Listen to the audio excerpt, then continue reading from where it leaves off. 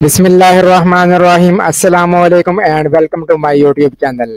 ناظرین، جیسا کہ آج کل پنک آئی یعنی اشوب چشم کی وبا عام ہے، آج کی اس ویڈیو میں اس وبا پر تفصیل سے بات کریں گے کہ یہ بیماری کیا ہوتی ہے، اس کی علامات اور وجوہات کیا ہیں، اور اس وبا پر کیسے کنٹرول پایا جا سکتا ہے، اور اس کا آسان علاج کیا ہے۔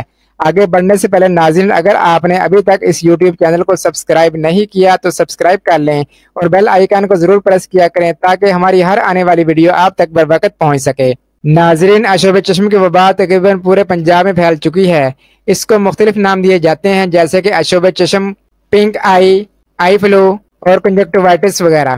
کنجکٹیوائٹس کی کئی وجوہات ہو سکتی ہیں جیسا کہ وائرس، بیکٹیریا، الرجی، آنکھ میں کسی کیمیکل کا چلے جانا یا چوٹ وغیرہ کا لگنا۔ ناظرین، عام طور پر ہیلدی آئی میں آنکھ کا زیادہ تر حصہ وائٹ ہوتا ہے اور اس وائٹ پارٹ میں کہیں کہیں بلڈ ویسلز دیکھی جا سکتی ہیں۔ اگر بیکٹیریا کی وجہ سے کنجکٹیوائٹس ہو تو آنکھیں سرخ ہو جاتی ہیں اور ان میں سے سفید یا سبزی مائل پیلا سا مواد نکلتا ہے۔ جب مریض سو کر اٹھتا ہے تو اس مواد کی وجہ سے اس کی آنکھیں جڑی ہوتی ہیں۔ اس انفیکشن سے ایک آنکھ یا دونوں آنکھیں متاثر ہو سکتی ہیں۔ کنجکٹیوائٹس کی تیسری وجہ الرجی ہو سکتی ہے۔ الرجی کی وجہ سے متاثر ہونے والی آنکھیں سرخ ہو جاتی ہیں اور آنکھوں کے ساتھ ساتھ ناک سے بھی پانی بہتا ہے اور چھینکیں بھی آتی ہیں۔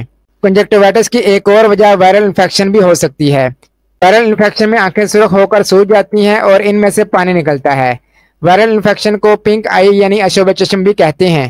الرجی کی وجہ سے ہونے والی کنجکٹیوائٹس وبا کی شکل اختیار نہیں کرتی۔ آج کل جو کنجکٹیوائٹس یعنی اشوب چشم کی وبا ہے وہ وائرل انفیکشن کی وجہ سے ہے۔ یہ بیماری عام طور پر 10 دن سے لے کر 2 ہفتے کے دوران خود بخود ٹھیک ہو جاتی ہے۔ ہم نہ صرف اس کا علاج آسانی سے گھر پر کر سکتے ہیں بلکہ احتیاطی تدابیر اپنا کر اس بیماری کو مزید پھیلنے سے بھی روک سکتے ہیں۔ اشوب چشم کے آسان علاج کے بارے میں جاننے کے لیے ویڈیو کو مکمل دیکھیں۔ سب سے پہلے اس کی علامات پر بات کرتے ہیں۔ اشوب چشم آنکھ کی باریک جھلی کی سوزش کا نام ہے جس سے اس کی رنگت سرخ ہو جاتی ہے۔ اس کی علامات میں آنکھوں میں سرخی، جلن، خارش، سوزش اور متاثرہ آنکھ میں سے پانی نکلنا شامل ہے۔ آنکھوں میں درد ہوتا ہے، خاص طور پر جب سر کو جھکائیں تو زیادہ درد محسوس ہوتا ہے۔ روشنی برداشت نہیں ہوتی۔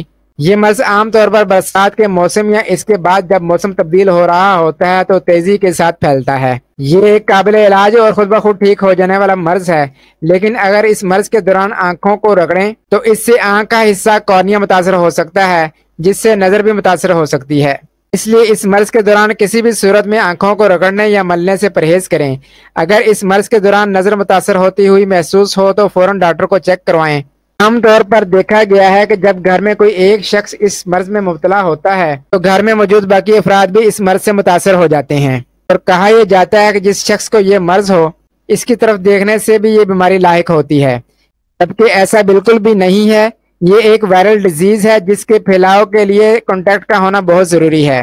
ہم کچھ احتیاطی تدابیر اپنا کر اس بیماری کے پھیلاؤ کو روک سکتے ہیں۔ اشوب چشم میں مبتلا شخص کے کپڑے، بستر اور تولیہ وغیرہ گھر کے باقی افراد کے کپڑوں سے علیحدہ رکھیں۔ تمام افراد چاہے وہ مریض ہو یا تندرست بار بار آنکھوں کو چھونے سے پرہیز کریں۔ مریض ہو یا تندرست باہر سے آنے کے بعد اپنے ہاتھوں کو صابن سے اچھی طرح دھوئیں۔ کسی بھی چیز کو پکڑنے سے پہلے اور پکڑنے کے بعد صابن یا سینیٹائزر سے ہاتھوں کو صاف کریں کیونکہ یہ وائرس ہاتھوں کے ذریعے ہی سب سے زیادہ آنکھوں کو متاثر کرتا ہے۔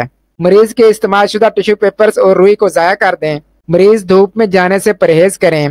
متاثرہ افراد اسکول، دفاتر، پرہجوم مقامات اور گھر سے باہر نکلنے سے گریز کریں۔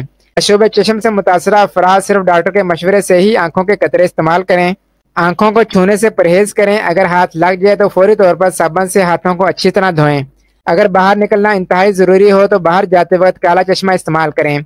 آنکھوں کو تیز دھوپ، تیز روشنی، دھوئیں اور ڈسٹ یعنی گرد و غبار وغیرہ سے بچا کر رکھیں۔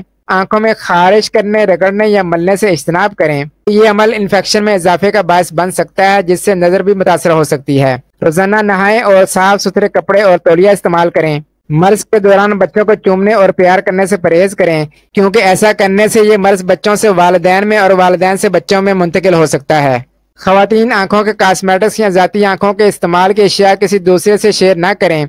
اگر آپ لینس استعمال کرتے ہیں تو جیسے انفیکشن محسوس ہو فوراً اس وقت تک کے لیے لینس کا استعمال ترک کر دیں جب تک آپ کی آنکھیں مکمل طور پر ٹھیک نہیں ہو جاتی۔ اگر آپ کے لینس ڈسپوزیبل ہے تو ان کو فوری طور پر ضائع کر دیں، اور اگر ڈسپوزیبل نہیں ہے तो इनको दोबारा इस्तेमाल करने से पहले अच्छी तरह वॉश कर लें। ये इन्फेक्शन आमतौर पर 10 से 15 रोज में खुद ब खुद ठीक हो जाता है, लेकिन अगर मुनासिब एहतियात, देखभाल और इलाज किया जाए तो ये बहुत जल्द ठीक हो सकता है। इसके इलाज के लिए आंखों की सफाई बहुत ज़रूरी है। आंखों को थोड़े थोड़े वक्फे के बाद वॉश करें। इसका बेहतरीन और आसान तरीका ये है कि पानी को अच्छी तरह बॉयल करके छान लें। इस उबले हुए पानी में से 1 लीटर पानी लेकर इसमें 1 छोटा चम्मच नमक का डालें और इस पानी से बार बार आंखों को वॉश करें। नमक एंटीसेप्टिक होता है जो आंखों के इन्फेक्शन को कम करने में मदद करता है।